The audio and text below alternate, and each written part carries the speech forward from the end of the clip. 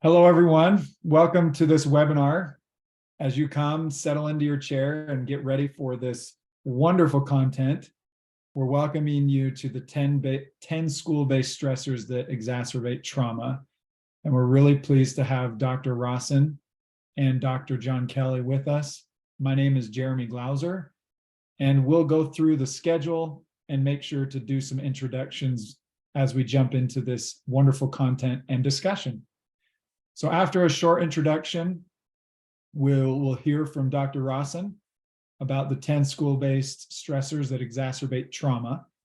We'll also have a discussion and a Q&A.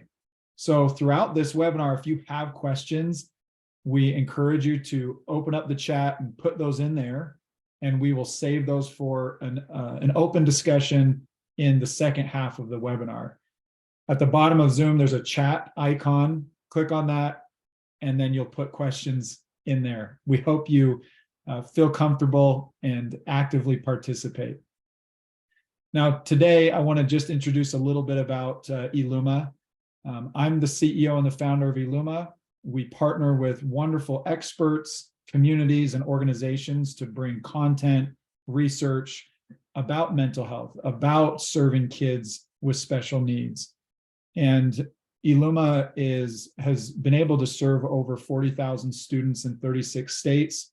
We're very invested in matching wonderful service providers with school systems, and then helping to support as we program the best way for kids, the best way to serve kids in schools. As you listen to this webinar and you see that there might be something of interest to you, we want to let you know of a promotion that we're running. So on this next slide, there's an opportunity to schedule a time with our team, consult with us, see if there are ways to partner together. And we encourage you to use this promo code eLuma webinars as you see it on the screen. And we want to give you a $100 Amazon gift card in return for spending some time with us and figuring out how we can partner together. This webinar is part of an incredible series with Dr. John Kelly, Office Hours Around Mental Health.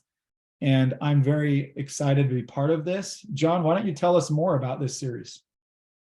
Well, first, good morning, good afternoon, wherever you are in the country at this point in time. I want to thank everyone for joining us, and certainly for those that will be accessing this on demand later on. We are pleased that you're able to join us for this amazing conversation that we're about to have. Jeremy, as you said, certainly we're very excited to have this conversation. I appreciate the support of eLuma for Office Hours with Dr. John Kelly. It's been a great partnership that I've had with eLuma and all the work that you do to support our work in the schools. But this is coming to a conclusion shortly. We have a couple other conversations we're going to have, but this has been a series about multi-tiered systems of support within the schools themselves. And we're really kind of focusing much more at tier 3 at this point in time. We had a great conversation about tier 1 services, tier 2 services, and now we're really moving into those tier 3 services. So it's been a great series. If you want to go back and take a look at the previous conversations, they are available. The entire series is available on the eLuma site. But without further ado, I'd really want to get to our conversation today and introduce our guest for today. I'll let you read Eric's kind of bio here, short bio, and it is short because he has a very long bio. Eric and I will say have been friends for many, many years. And so the conversation you're going to hear today really represents probably conversations that Eric and I have had many times over the years. But Eric is truly a nationally recognized expert in trauma-informed practices, particularly trauma-informed practices within the schools. He's been with me in previous conversations and presentations on trauma-informed practices. He's done some work with eLuma on the trauma-informed practices. But today we're taking a little bit of a unique approach, and I'm going to let Eric tell you a little bit more about it. But I am pleased to have this conversation with my good friend, Dr. Eric Rawson. So Eric, let you take it over. Well, thank you, John. First, I just want to, send a shout out to eLuma for inviting me. I think all of you, if you're on, you're probably familiar with a lot of eLuma's great work, and think their work speaks for itself. I've done some work with eLuma in the past, and if you're thinking about working with them, I want to say, aside from their excellent work, they're incredible people. They're incredible individuals. They care about the work that they're involved in, and so I'm always honored and humbled and grateful to spend time with them and be in their company. And then, of course, John, like you said, friends for a long time, well over a decade, and so any opportunity to sit together and discuss this stuff, and he says, hey, you can just talk and people will be a captive audience. I'm like, cool. So here I am. So I wanted to, you may have been a participant in some kind of discussion or read something about trauma. And I think there's a lot of different ways we can think about it. And there was a period a few years ago, 3-4 years ago, where I started thinking about, how can we better understand trauma? How can we frame it in ways that people really, and educators really comprehend and understand what we mean by it and kind of the various sources of it. And many of you, I'm not going to spend a lot of time talking about the average childhood experiences study and ACEs. I'm going to go on the assumption that many of you are somewhat familiar with that. And it was such a groundbreaking framework for how we started thinking about trauma and adversity, and the idea like, you experience some adversity in childhood and you're going to have some negative outcomes in adulthood, and trying to understand the mechanisms and the impact of those adversities and driving those negative outcomes. Well, over time, we started to realize that original ACEs study, average childhood experiences study, was flawed in that it was very narrow, right? And a lot of people don't know that original study was designed by an obesity researcher, a medical physician who really was just trying to see if some adversity was causing some negative health outcomes in adulthood, but they ended up learning a lot more than they bargained for. But then over the last even 5 to 10 years, we've started to realize that it's not just the ACEs in that original study, because all they did was really think about what's coming out of the household. All of the questions were really things like, are you experiencing physical and emotional neglect at home? Is there domestic abuse at home? Parental mental illness, divorce? Do you have an incarcerated family member? Mental health problems at home, whatever that might be. It was almost entirely home-based. And then over time, we started to realize that, stressors that students are experiencing that can lead to trauma are emanating from other places other than the home. And to only think about the home as the only source of stress is just wrong. And so we start to realize, well, there's things in the community that are causing it, right? Historical trauma and intergenerational trauma, or substandard schools, or community violence, or racism and discrimination, or just poor water quality, right? Like what happened in Flint, Michigan. Lack of trust that the community is going to care for you, or environmental stressors, climate crises, natural disaster, right? All these things are and it can be overwhelming to think about all these sources of stress that we have to be mindful of. And then even since this particular graphic was made, it's not mine. I'm not effectively skilled enough, and I can't draw all of anything I draw looks like my kids say it just looks like some weird, indescribable creature. But since this graphic was made, I started to really think, but what about times where the school is a source of stress for students? And often inadvertently, right? But many times schools, there are many things about the school that can create stress for students. And I wanted to really dive into that. And that's what we're doing today. So I've identified these 10 stressors. This doesn't mean that there are 10 stressors for every individual person or every school. This also doesn't mean that there isn't an 11th lingering out there, but these are the 10 that I have sort of seen in my work and my conversations that tend to kind of repeat themselves and come up a lot. So I'm going to kind of go through them fairly quickly in the interest of time and making sure this is a conversation and not a lecture. So of course, any more detail, if you have questions, please drop them in the chat. So the first one is low or inappropriate or inconsistent expectations, right? And I think this one seems fairly obvious, right? Expectations impact outcomes. There's actually a fair amount of research to support this. This has been studied both in animals as well as humans for decades. Low expectations can be really harmful. And sometimes our expectations are purposefully made to be lower in an effort to design what feels like a compassionate, flexible set of criteria for a student to succeed. But expectations convey something to others. When we set low expectations, we're communicating something very important. And when we're setting high expectations, it's showing a student that we believe in them. What we can do, there are ways around that where we can create pathways for them to meet those expectations. But low expectations or inappropriate or inconsistent expectations that are wavering back and forth can create a very confusing environment, and one where someone may feel that once again, the system I'm in and the adults around me think little of me, and therefore, why should I think highly of myself? And I think an important piece of this too, which I'm going to touch upon later, is that there are also, racial differences in expectations exist. And, white students in schools are often given the benefit of doubt by white teachers compared to Black students with otherwise similar characteristics. That alone can, that's an example of like inconsistent expectations, and it's something we need to confront as educators. Let's get to stressor 2, negative relationships. And I know, John, this is a big thing for John, and it's something that, to some degree, since I've known him, is something I've really embraced more and thought more deeply about because of him. The impact of individual relationships and seeing yourself as being a part of a community too when you're in a school. Negative relationships and improving and maintaining relationships remains such a critical element of a trauma-informed approach. We have to believe that all students have a drive for connection, even if it doesn't appear that way, even if they push us away.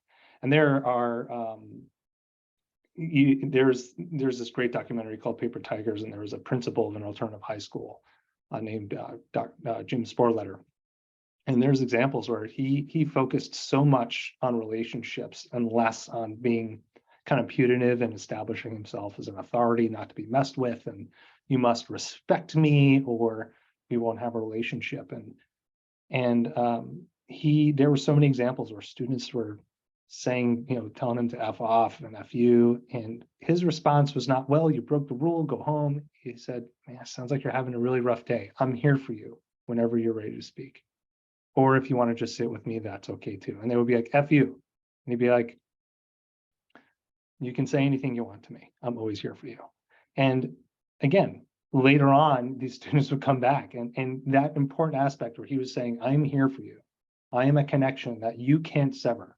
My willingness to support you is unconditional. It is not conditional on I am here for you unless, but if you act a certain way, I'm no longer ever here for you. I don't support you. And so even if they don't appear that way, developing those relationships, establishing them, maintaining them is really critical. And many times we struggle with that.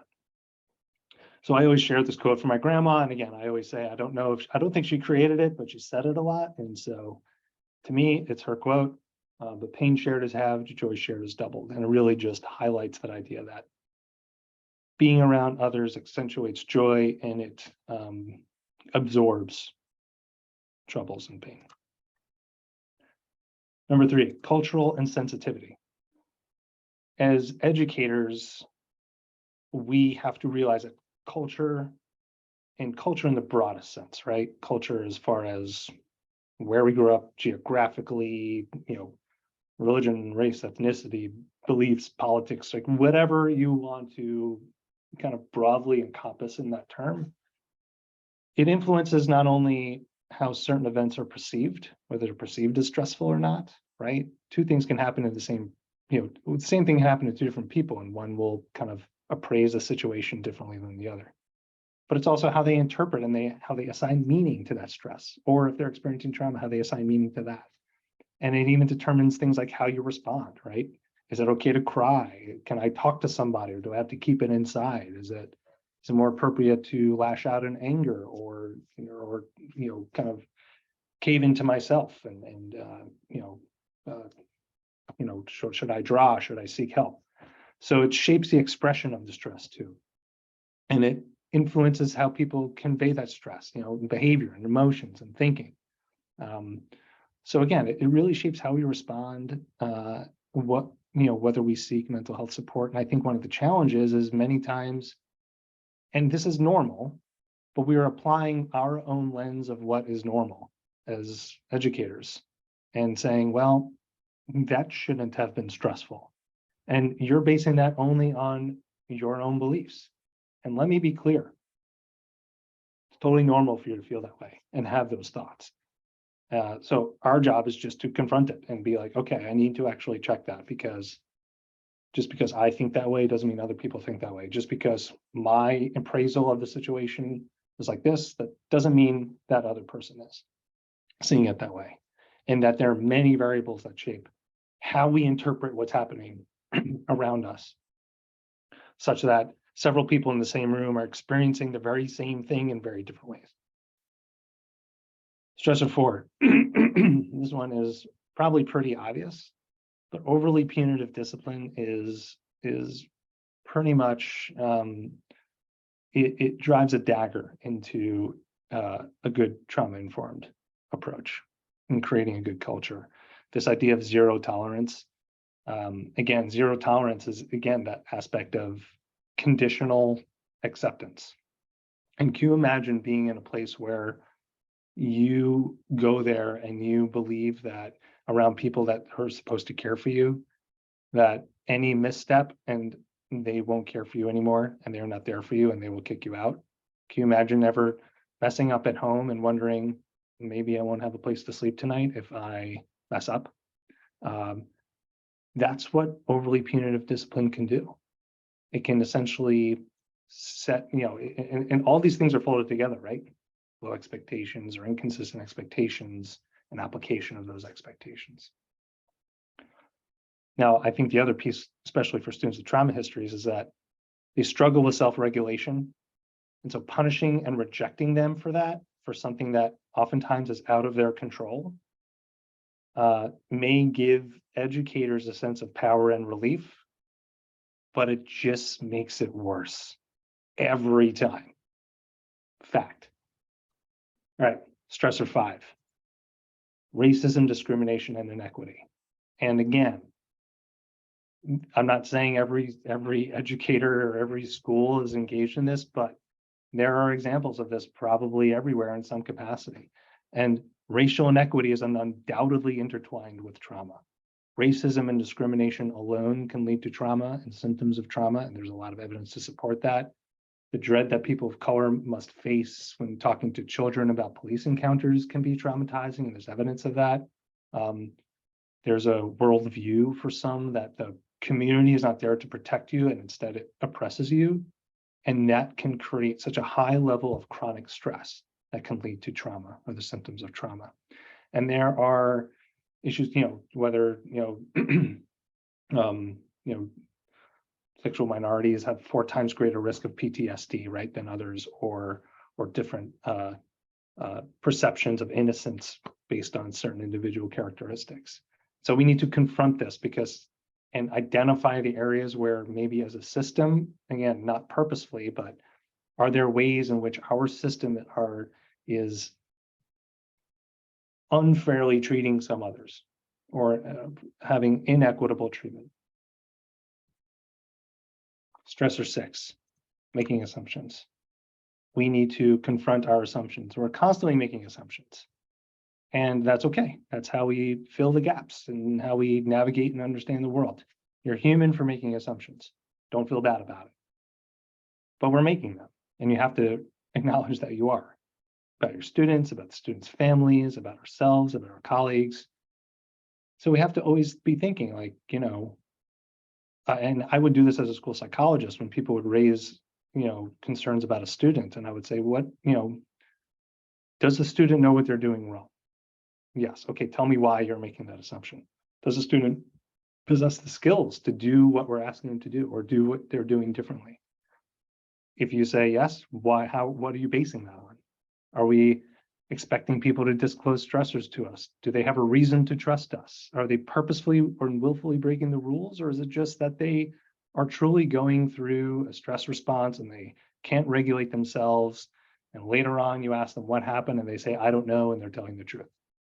Do we believe them? And if not, why? So again, confronting our assumptions. Stressor number 7, no or limited access to mental health supports. This is so critical in schools. I say this, of course, as a school psychologist. But not only does this mean that students don't have access to services, and we know schools are one of the first touch points for students to receive services, but it conveys a minimized value of mental health supports to overall functioning, whether it's your academic success, your social relationships, whatever it might be. There's some evidence that up to 70 or 80% of students needing mental health supports initially get that support at school. And that makes sense, right? All those barriers, whether it's scheduling or insurance or cost or transportation, are gone when you get out of school. So again, that, this can be a significant stressor or make things worse. Stressor number 8, ignoring potential trauma triggers in the school environment. And this could be anything from, there's some evidence now out there of trauma-informed architecture and looking at the environment, the school design, whether how bright it is, the windows, how the classrooms are designed, are there bars on the windows? Is the light really harsh? Is it loud and chaotic transition periods? How about your school safety drills? And are you telling students ahead of time? Are you surprising them? And that can be very jarring for some students that are kind of on edge and hyper vigilant all the time due to a trauma history. And so a lot of times when we're planning some of these things, we're not actually thinking, how is this going to affect some students who are, kind of really in a constant state of hypervigilance. Insufficient family engagement and outreach is stressor number 9. For parents and caregivers with a history of trauma, the compounding effect of having a child experience trauma, and again, this kind of back and forth. In fact, Jeremy and George and John and Ashley and I were talking beforehand about all this research that shows that trauma is contagious. That if you are, there's evidence that people that have even close friends or family members that are experiencing trauma develop symptoms of trauma themselves. And so many times, if we have a student who's experiencing trauma, in many cases, the parents are stressed as well. And if we're not effectively engaging with them, we can often be creating more stress, eradicating that trust, creating a challenging experience for the student if their family is not supportive of what's happening in the school and vice versa. These are the two critical contexts of a child's life. And if they are not in concert, that creates dissonance. And then finally, last but not least, a stressed staff. And again, stress is contagious, right? Trauma is contagious. A stressed staff may not have the capacity to actually help students and apply that compassion.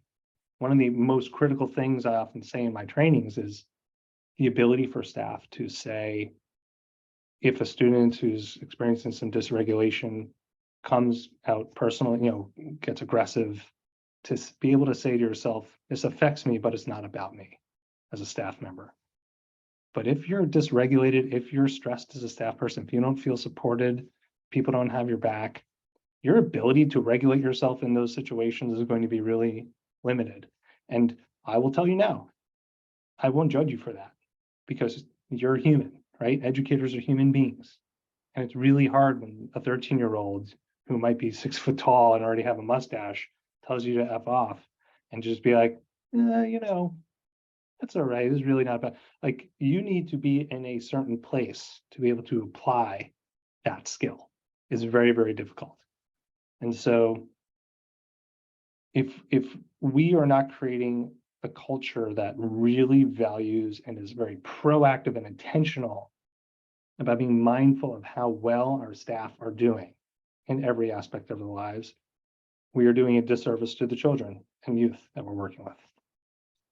So in 15, 20 minutes, I potentially created a more stress for you, or thinking about, oh my gosh, or all these things we're doing wrong. And again, it's more so just trying to raise awareness as an educator or an adult who who works with children, youth, or schools, to be thinking about, are there some little things we can do differently? When we're thinking about trauma-informed approaches, it's always just making gains, making small changes. We don't, it doesn't need to be some sweeping changes. It's really just being mindful and thoughtful and just applying this knowledge in the interactions we have on a daily basis. So I will, jump into discussion mode, and I think I'm going to stop sharing my screen here. Is that right? That'd be great, Eric. Cool. I mean, you, yes, hopefully have not created more stress for our participants, but I certainly hope that through this overview, you've really created a sense of curiosity, a sense of wanting to know more, because you've highlighted probably a heck of a lot more than we're going to be able to cover in 1 hour. But nonetheless, we'd love to kind of dive into this and dive into these big ideas through some conversation. Jeremy and I, in previous conversations and offline, we've talked about the importance of these issues in the schools. And I'd like to come all the way back to the very beginning where you started, because and you and I have talked about this, and I'm always fascinated when you and I talk about the ACEs study and adverse childhood experiences. And yes, I think most of us are certainly well aware of at least the big picture on the research behind it, but may not understand fully what you had described before. But what I really find fascinating, quite honestly, is thinking about not just the adverse childhood experiences that we often talk about, but really what's underlying those adverse experiences that our children are in fact experiencing in their lives. A good friend of ours, Dr. Byron McClure, often talks about getting at the groundwater issues, getting at what's underneath, getting at that groundwater of what's happening in a child's life. And why is it important for us in the schools to really kind of understand not just what I'll call surface adverse events, but really what's underlying some of that? Yeah, I mean, it's a great question, and I think we have to. It's hard because we are constantly trying to make sense of our environment, right? This is a psychological principle that anytime you hear of cognitive biases and assumptions, we're taking the information we have in our world and we're saying, how can we make sense of it? So it's like clean and it's organized, right? And I can explain everything around me. And the challenge, of course, is that we want to look for what's obvious and what we know to explain what we see. And we have to realize that in many cases, there are things that we don't know about in an individual's life and in their context, but we are deeply shaped by the context within which we live. And if we are not acknowledging that as educators, when we're working with kids whose brains are not developed, and again, like I talked about, that 13 or 14-year-old, if you're in a high school and these kids are 6 foot tall and their voices are deep or they're whatever, they're still kids, they're still children. Yeah. And if we're not acknowledging that and we're just creating expectations or making assumptions or deriving our beliefs about what we're seeing based only on, like what you said, what we know about on the surface, we're doing a complete disservice to students, and we're just not acknowledging what is already really well known in the field. And I think the other thing too is, sometimes I've heard teachers or educators say like, well, we're in school communities, we're all participating under a presumed set of fixed conditions, right? It's the same teachers, they all have the same schedule, they all have the same code of conduct, they all have the same rules, right? We're all in the same building. So any difference in behavior is just a reflection of a deficit in that individual. And really it's not us, right? It's not our problem. We're doing everything the same, so it's their problem. Well, It's not, it's everybody's problem, because we live in a shared ecology. We all impact each other. We all in our shared spaces. We're part of a community. And so ignoring that is really just, it means that we are sometimes punishing students for things out of their control. I like that a lot. And we've actually got questions pouring in on these topics. And there's one that comes right to the heart of this conversation. For those of you who've joined late or don't remember, stressor 1 is low, inappropriate, or inconsistent expectations. And the question revolves around that. How has COVID impacted stressor 1, low expectations of attendance towards schools because of virtual learning, or student attendance is an all-time low citywide? What can we do to build community towards families? Curious if you have any thoughts on that. Yeah, I mean, Either of you. yeah, so I mean, this is somewhat anecdotal, right? I don't necessarily, Sure. I'm not aware of any, broad data set that says expectations have changed. But in many cases, we've tried to exercise flexibility in our standards, right? And to some degree, whether whether that be for the quality of work or things like that. And it's a tough balance to play, because there are times where that might be appropriate, but there are ways to still have high expectations and reflect expectations, even if it's not around like work. I have expectations that you will always do your best. I have expectations that you will be able to talk to me or someone else if you have a concern. I have expectations that when I ask you to do something, that will be done, or you will not wait till the last minute to talk to me. So there's still ways to kind of constantly be re-establishing boundaries and expectations.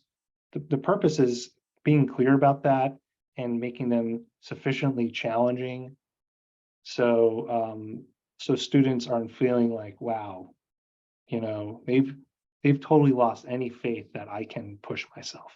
Absolutely. So the impact of COVID probably made expectations lower. And there were times where that wasn't necessarily a bad thing. Ideally, expectations are changing, but we're not just expecting less of students, just different things from students. I agree with what you're saying. And if we're setting a consistent expectation for, let's say, a classroom environment, I still need to know Johnny and Susie on an individual level. And that's what I would add to this, is that individual understanding of a student's ability and what motivates them, what stresses them is going to be our only path to really understanding how to address this stressor, right? John, I can see you have something to say. Well, you're tapping into, as Eric had mentioned earlier, the whole issue of relationships and relationships being the basis. And I do want to get to that in a moment, but I don't want to gloss over a couple of really, really critical points. The question was an excellent question about COVID and the impact of COVID. And Eric, you had said a couple of really important things, talking about the ACEs. And there was a fascinating study. It was just released, I'm going to say about 2 weeks ago at most. Cornell Weill Medical Center and Columbia University put out a study. It was the first study of its kind that really looked at multiple factors of impact that COVID had on children and on families. And this is so critical for us, particularly those of us that are working in the schools. We've heard a lot about school closure. We've heard about the impact and the damage that school closure did to kids. Well, the interesting outcome of this study was actually that it wasn't school closure. School closure policies didn't have as significant an impact as we might think on kids. It was really the economic conditions that the children experienced during the pandemic And so what was the economic impact? Did families, lose jobs? Was there, downturn in the income level? And the repercussions that had on the family that had the major influence on a child's reaction to what occurred during the pandemic. And so the question of downturn in attendance and the impact, I think it goes back to what, Eric, you said before about understanding our communities, understanding what happened with our kids. And that's really what it's more important than kind of looking at, again, those surface adverse experiences, but what's driving that? What's been the impact of knowing your community? And Eric, you said it beautifully when you talk about schools are part of a larger community. We cannot exist within isolation. And so for those of us working in the schools, we need to know culturally what has been happening and the impact of many of these conditions, not just the pandemic, but many of these conditions have had on our families. And that's the way we understand kids. And I think I want to just add one more thing here that adds a challenge to us as adults working with kids and families is many times we won't know about what's happening. And that's the biggest challenge is we have to always acknowledge that and build that into our hypothesis. Because if we're only giving the benefit of the doubt or applying compassion to a family who has sufficient trust and the ability to articulate what's happening to schools, then it's just not fair, right? That's inequitable. And so many times we just have to kind of say, well, maybe something's happening in this child's life that we don't know about. Let's go under that assumption. How would we help this student if that were the case? Yeah, such a critical point, and you've heard me say this before, Eric, but kids walk into our classrooms with a lot more in their backpacks than simply books and papers and pencils. They carry a lot into our classrooms that we just don't know about. And just one last point on this, I don't want to portray that schools have to address all of society's ills. It's not what we're saying schools have to fulfill every need of a family. But I think what's Thank really you for important. saying that, John. Yeah. Well, I It think could easily be interpreted that way sometimes. Yeah. I think it's more a matter of understanding that these are factors in our kids' lives. And they're going to impact upon what happens in the school itself. And so the more we can understand, I think the better off we'll be. I'd love to talk about relationships though, and kind of go into, we talked about the low expectations, and you kind of address this a little bit, Eric, in terms of, how do we really balance expectations, but also understand the impact of trauma? Do we lower expectations or how do we kind of balance those two? Because sometimes schools hear, well, that understanding, we just, the child may not be able to do it, and that leads to lowered expectations. How do we balance this trauma-informed approach with expectations? Yeah, so if you think about expectations, it's so we kind of touched upon it, like you said. This idea that we need to be like, there's many aspects of our behaviors that oftentimes we're conveying expectations to students and that we don't think they even know about, right? I mean, when I was talking about these studies, there's these studies out there that show that even if you have an expectation of the people around you and you never actually say it out loud, it will drive outcomes of those individuals. Just maybe we're not calling on a particular student. And so, I always, like, one of the things I did, and I've talked about this in some of my presentations, was I was at a school, and in many cases, and this is, I'm sad to say this, but behind closed doors, some teachers would refer to students with some dispositional trait, right, about them. And an expectation like they're lazy, they're unmotivated, right? And when teachers are sharing that with each other about a particular student, that will change the trajectory of how people treat that student. And so we actually we created a dispositional swear jar where anytime we had a list of words that were dispositions that you couldn't actually say, right? lazy, unmotivated, oppositional, right? All things that are like fixed traits about a person, right? Not saying like they had a rough day, but like, they're this, they're that. Some of the other ones were, they're demanding, they're annoying, they're whatever, right? Anytime you said that, you had to put money in this dispositional swear jar. And then we would, once a month, we would go and like go to happy hour or get lunch together with that money, right? But it was designed, and over time it worked, where people stopped using those words. And it can change it. It can really actually change the trajectory. It's small little things that a lot of times we don't think about. Yeah.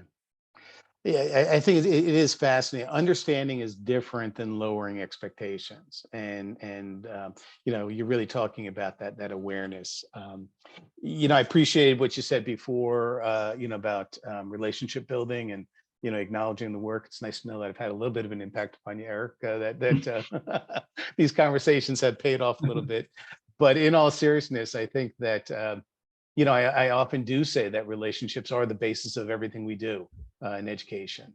And so, how can we as educators build those positive relationships with kids?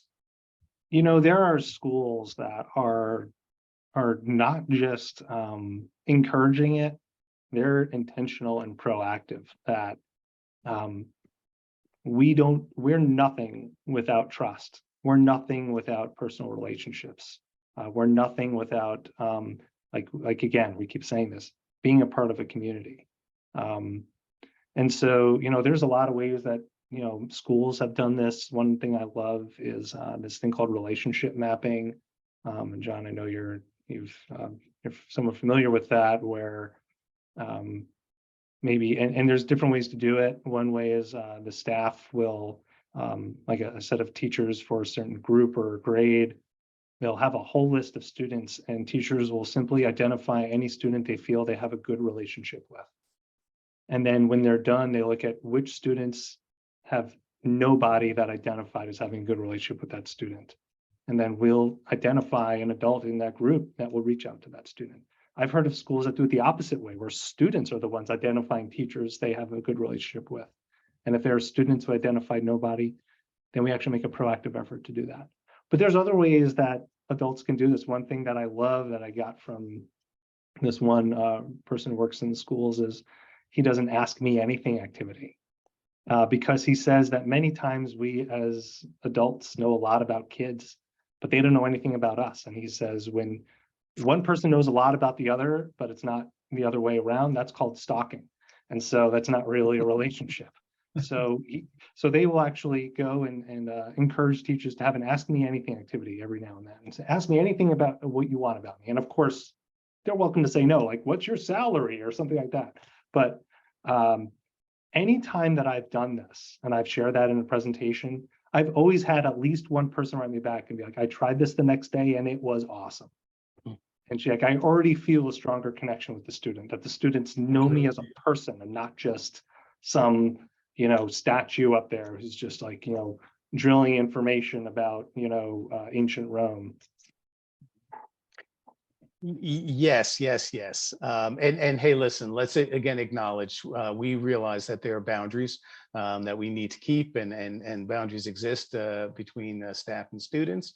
But I think we need to embrace that it's okay to develop positive, healthy, supportive relationships with our students, and it pays dividends, not only in terms of mental health dividends, but academic dividends. We know that kids who feel cared about, who feel supported, who feel as though they have an adult in their life who cares about them, actually perform better in the schools.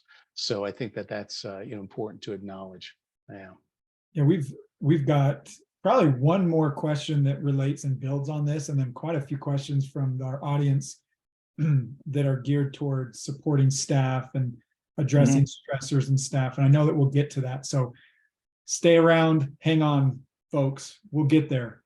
But before we go too far away from this particular topic, Jillian talks about the charter school pushing 100% on task goal for all classrooms. So basically all students in the class are on task and engaged in instruction at all times. I find that these expectations are not reasonable for students and cause undue stress for staff and students. Is there maybe a better way to promote a more humane approach within a school system? And I would say absolutely. Yes. Jillian, tell us how you really feel about Always that. and everyone, every time, right? Yes. And I'm not making light of your situation, No. but those are scary words, because it's when we talk about addressing what kids need, building relationships, being fair on expectations, assuming that we can enforce a single expectation is the first warning sign. I'm curious what you all think we could recommend or we could talk about to support a school system that has this aspiration. Yeah, Jillian, I mean, I'm glad you brought this up. I tend to agree with you that this feels, I know you use the word inhumane.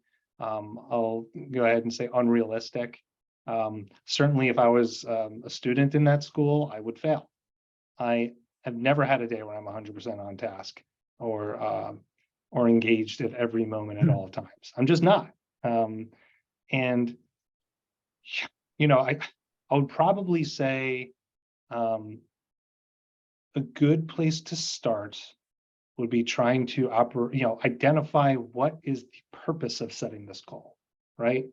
Is there a sense that this goal was actually going to achieve some outcome, that somehow this goal was not being achieved because people didn't think that it was a goal? And suddenly when you set a goal like this, it's this idea that everyone can do it, they just haven't been, right? Which is wrong, right? And so a lot of times you start with it's oftentimes a can't do versus won't do assessment, right? Has it been or is the goal to try and increase engagement and on-task behavior? If that is the case, are we making an assumption that they could and they just weren't? If we are making that assumption, why? And then otherwise, we should get some baseline information about and operationally define what do we mean by on task and being engaged. And then let's set some incremental goals and some plans in place to help support students get there. But again, one of the challenges with a lot of this work is that when we have these sticker charts and things that essentially saying we're going to reward you with some tangible prize for doing what we want, we are making the underlying assumption that the kid can and they're just not. And in many cases, they can't, or they can't do it the way we want them to. Or maybe we need to teach them the skills to do that. And we're assuming that they know how to do it.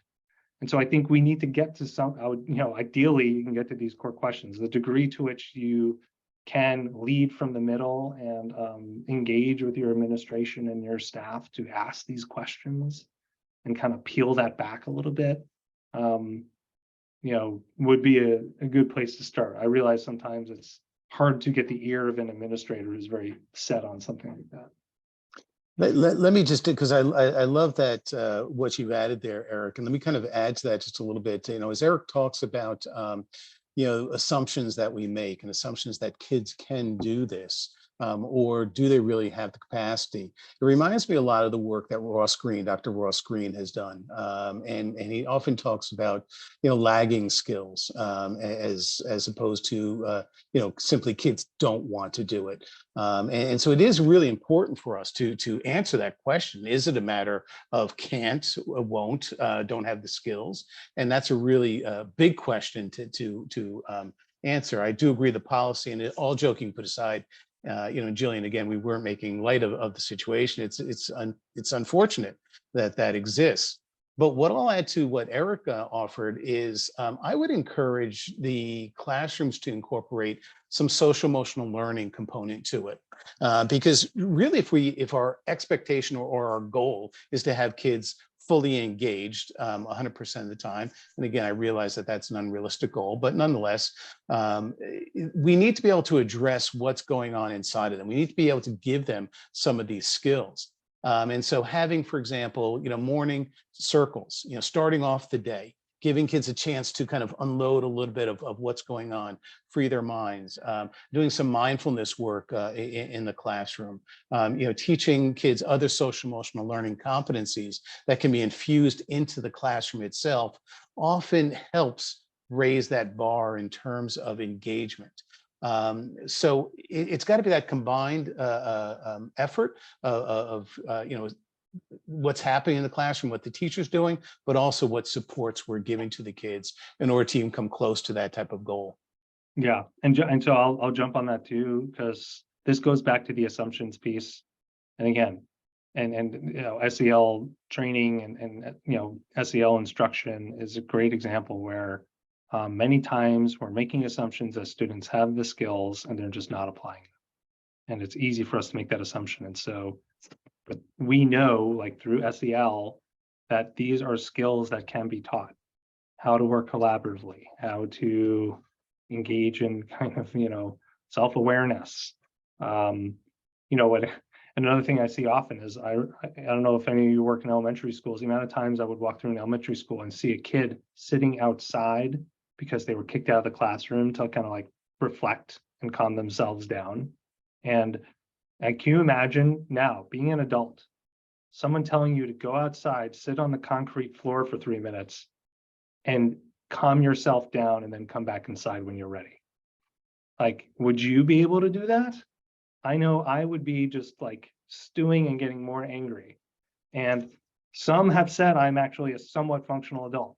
And so imagine being like a 9-year-old. And a lot of times, why are we doing that? Because we're assuming that they know how to calm themselves down by sitting on an uncomfortable floor, not to mention the public shame of it all. So it is skill building and also finding ways to change the structure where all the students will actually be successful at being on task. Yeah. It I'm sorry, Jeremy. go ahead, John. I know we're running short on time. There were a couple of areas. I'm going to jump to the stress question because we have had a number of questions in the chat and the Q&A about that. And I think it's a really relevant question to ask right now. We do have staff who are stressed, burnt out, or simply inadvertently responding in ways that can exacerbate trauma in kids. How do we support our colleagues, or what do we do at this point in time? Yeah, so I talk a lot, John, you've probably heard me talk about the difference between self-care and staff well-being. And these are kind of two aspects to ensuring that we're supporting our staff. The first is what you may have already heard about in all these ways that we maintain some sense of responsibility to care for ourselves. But the other part of it is because we are part of a system, finding ways that we can establish a system that cares for its own. And so we shouldn't have to always be responsible for caring for ourselves and fail at doing so. I know many people who have participated in self-care webinars and find it to be somewhat self-defeating. They can feel like they're a failure. They say, I wish I could do yoga and take vacations, but I can't. And so therefore it's a hopeless cause. And there are many examples where schools have established systems where staff are caring for one another and they're engaging in this kind of approach of staff well-being. There are I've heard of schools who've done things like this tap in, tap out system. And this was in a school, and a principal from Tennessee told me about it. And basically, anytime someone needed help, if they felt dysregulated, they would put out this message like, I need help. And someone would be like, I got you, I'm coming. Tap out, tap in, tap out, right? Just the idea that there's a support system and not the idea like, you're on your own. That's what saying care for yourself means. It means you're on your own. You got to figure it out. We benefit from being part of a community. It's a great thing. It's a privilege to work in a school and to be engaged in the school community. But if we're just saying, well, we'll have pizza once a quarter, that's usually not enough, right? So Do we have pinch hitters for staff? Do we have structures in place where there's like buddy classrooms? Are we acknowledging one another? Are we having opportunities to not just tolerate one another, but spend time and enjoy each other's company and actually grow to like each other and collaborate? And this idea of self-care in the background, where the environment enables staff to put plants up and play music and decorate the school in a way that makes them happy. So I think that's one of the things that I've seen missing a lot over the years, is this idea about how can we create a culture that is supportive to one another and that is nurturing to the staff. Part of that too is also effective boundary setting. And I know that there has been some good school teams that have actually sat down together and set boundaries. That same principal had that tap in, tap out system, created an expectation and boundary that if anyone sends him an email over the weekend, he's like, you're in trouble. He said, if I see anyone else's car in the parking lot and I'm not the last one, I'm going to be mad at you, right? I'm going to slash your tires. Go home on time. Don't email me over the weekend unless it will make you feel better. If I email you, I'm not expecting you to email me back, right? He was setting boundaries. He was like, it's okay. Take care of yourself. But he was enabling them to care for themselves by setting that kind of culture. I think is a really important point. I don't want folks to miss out on this, is the difference between self-care and staff wellness. And it really is two very, very different things. And the staff wellness really stresses that sense of what we really need as staff. And so it's difficult for us to kind of say, well, do this, and that's what your staff needs, or do that. I would say to any administrator who may be with us here listening, or sharing this with administrators, is get to know really what your staff needs. Get to know where they're at, and then begin to, similar to what we're saying about kids, address some of the root causes, some of the root issues of what's leading to that stress and that burnout for them. John, I want to build on what you and Eric are talking about, because we have had some comments about, well, what's different today?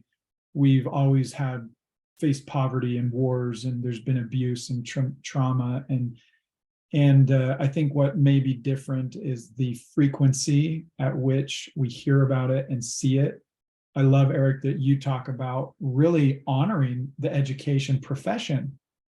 So often we hear negativity around the profession from media and social and many different sources. And as educators and students, or just as humans, what happens when we hear a lot of noise is it's hard to find clarity. And one of the biggest tools that I would recommend is clearly defining success in the midst of noise. Mm-hmm. And about not too long ago, Lori Vanderplug, the former director of OSEP, the Office of Special Education Programs, was sharing research that they'd been doing around why educators might leave the profession or their job. And despite popular perception, it wasn't financial reasons. It was not having understood expectations from their administration, and then the dissatisfaction.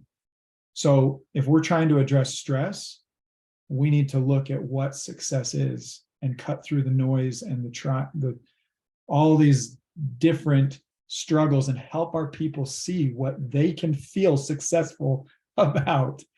And then to, focus on helping them see that and feel that.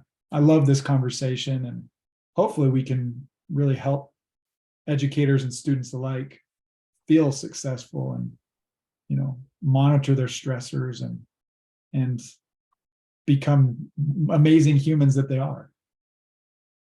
So I want to go into what I'll call the lightning round, Eric. There are two issues, and I apologize because these are actually two big issues that we probably could spend a lot more time on. But I'm going to ask you just to touch upon diving a little bit deeper. One is you talked about racism, inequities. You talked about disproportionate discipline type of activities, and the research is very clear. that are Black and brown kids or children of color are disproportionately targeted and experience disciplinary procedures differently than white children. How can schools really address these issues to not already add to what many of these kids have experienced historically or within their environments? Yeah, well, thanks for asking me this with like 30 seconds left time. That's great. Obviously, this is an issue, and I say when it comes to this, I'm definitely more of a student than a teacher, right? I can say that it starts by being able to acknowledge those biases and your own personal biases. Being able to actually talk about it and actually, I'm fully aware of, there's various political contexts that are, influencing how people can even speak about some of these issues. And, there's research that talks about the degree to which, teachers or educators even feel like we can talk about, racism openly, or whether we should. And that actually differs by race too. Acknowledging that there's some research that found that, children like white students are viewed like if like a white student or Black student engaged in some behavior, that there's more harsh punishment for students of color, or they're viewed as more culpable, or they're innocents. They're treated like older students compared to white students. And so again, it's really, I'd say the first step is just really just being thoughtful about and being able to engage in those discussions, acknowledge that racism and discrimination is a real thing, and maybe it's not intentional on our part, but we should acknowledge that it exists in the community, and maybe you're not aware of it, but we should be listeners, we should be learners, and so I think that is the starting point. And just identifying the, whether you have the ability to like look at the data in the school, and is there kind of inequitable practices and what we can do about it? Can we confront it? Let's ask those questions. No, I appreciate that, and I really, do acknowledge that this is a topic for a whole another hour that we could spend on. The last piece for me is really the role of mental health professionals in the schools, and how mental health professionals can help to mitigate some of the experiences that our kids have as it relates to trauma. Yeah, well, you just teed me up for this one. We're both school psychologists, and we're constantly advocating for, of course, having access in schools to school employed mental health professionals, people that, and of course, you can say I am biased in my opinion, but there is something very important in my mind for students having access to mental health supports, both in the community, but also in the schools, but from people who are part of that school community. And I'll give you an example of this. I was working in a middle school that was near Andrews Air Force Base in Maryland. And so there were several individual students there that had parents that were in the services and active in the services of the reserves. And I would occasionally have students who were experiencing a great amount of stress due to either fear of deployment or real deployment of a parent. The only reason that they were able to come to me was because I was a familiar face and I was there. Had I not been there, they would have not requested services. This is not a student who had a disability who was eligible for some special education mental health services, right? They didn't have a disability because they were stressed their parent was going away. And so the idea that school is a place where student can just say, I have 10 minutes and I'm just not focused today, and it would just help to talk this through. You're someone, you're the school psychologist, right? Can I come in and just chat with you for a bit? Because this is a safe place for me. That changed the trajectory for that student for weeks. And they kept coming back to me throughout the year just to say hi. They'd leave me candy. Obviously, I left an impression, and I didn't do anything, right? I just listened. And so, I mean, again, that's just one example where kids are stressed. If that stress isn't dealt with, it can lead to worse outcomes over time. And so having access to mental health professionals in schools, and I think many of the professionals that engage with eLuma, right, have the capacity to be those listeners too. Whether you're an occupational therapist or speech pathologist or, school counselors, whatever it might be, being attentive to those needs and our role in just being a good listener and seeing these children not as clients, but as people can go a long way. Yeah. Well, I appreciate that. I know we're a few minutes over. I do appreciate folks hanging in there with us. Before I turn it back over to you, Jeremy, I do want to acknowledge one question in the Q&A related to trauma-informed IEPs. That's a whole nother area that Eric is an expert in, and I'm going to kind of offer you up already, Eric. I know you're going to talk a little about people contacting you, but what I would say to the individual asking the question about IEPs, contact Eric. He has a lot of amazing material related to trauma-informed IEPs. So thank you so much, Eric. Appreciate this time. Let me turn it back over to Jeremy for some closing thoughts. Yeah, I think that's a good point. And George on our side is helping to moderate. So he'll make sure that we share this information. You will have a recording, copies of this information. We invite a continued dialogue for sure. So let's close up by reminding you of some upcoming webinars. We have a webinar on April 26th at 1 p.m. and then May 24th. Put a hold on your calendars. More details will come. We'll be following up with email information. Yeah, I'll give you just a little bit of a teaser for those. Yeah, do it. We're going to be talking about resiliency in kids and building resiliency in kids, and we're also going to be talking about threat assessment with one of the nation's top experts in threat assessment. So yeah, put a hold on those calendar. We'll be talking a little bit more about those two dates. Yeah, that's exciting. And so remember, we want to invite conversation. We're going to address these together, and we're going to have to partner to make a lasting and sizable impact. And then finally, if you are interested in reaching out to connect, please do so.